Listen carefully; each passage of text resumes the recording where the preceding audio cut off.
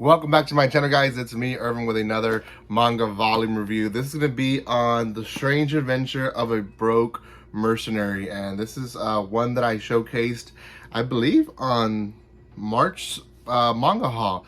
Could be wrong. It could be maybe February's manga haul, but it's a fairly new one. I actually misread the title. For some reason, I thought it was a mercenary, which, you know, it's a seller of goods, but it's a mercenary, which is a completely different type of job.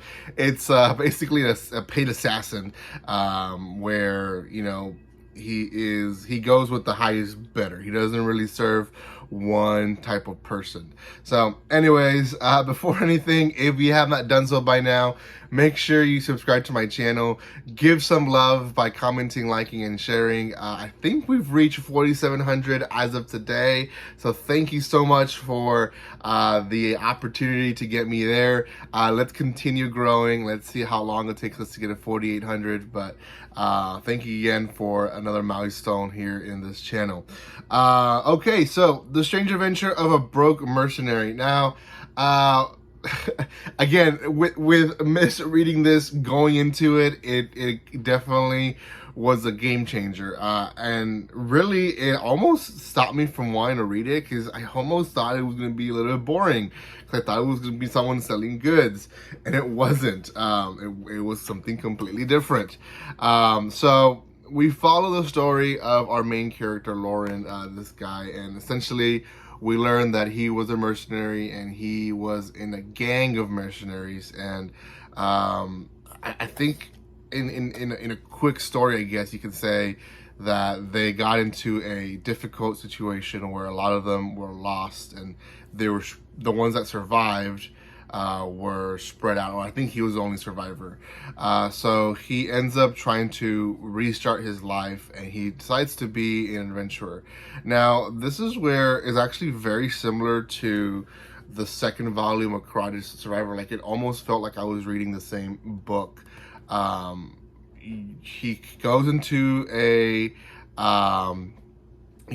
Adventure Guild and meets a group of adventurers and joins the group. And this kind of group they're misfits, and they're kind of teaching him the reins into being adventurers. Now, those people are actually four people. It's this one girl who is in the front cover, and then it's these three characters in the back. Now, I didn't learn their names because it is the first volume, but I'm gonna spoil it, so if you guys don't mind, if you do, you can stop the video now, but if you don't mind, these three characters actually die in this volume. So I don't even want to learn their names. I don't need to. She doesn't. But what ends up happening is essentially these adventurers go into a mission, and Lauren from the beginning knows that these adventurers are kind of amateur. They don't know how to do certain things, or they do stuff, we say a lo golpe in Spanish, which is they just go head on, I guess you can say in English. They're very brute in how they take the situations. Now, I will say I like that this series keeps adult tones to it. Like, it doesn't keep it very kiddish. There is like even like a time where they're at night guarding, checking, making sure that no one's coming, and they overhear them doing stuff in their tent. And you know, it's obvious what they're doing there. We don't see anything, which is what I appreciate. It's not etchy in that way, but it's also realistic, and you know, this is what's going on. This is what happens, and it does add to the story, because it shows why these girls are just, they're head over heels for this guy. They're lovers. It's beyond a friendship connection. They are in a loving relationship, all three of them, and they believe that his decisions are the best decisions.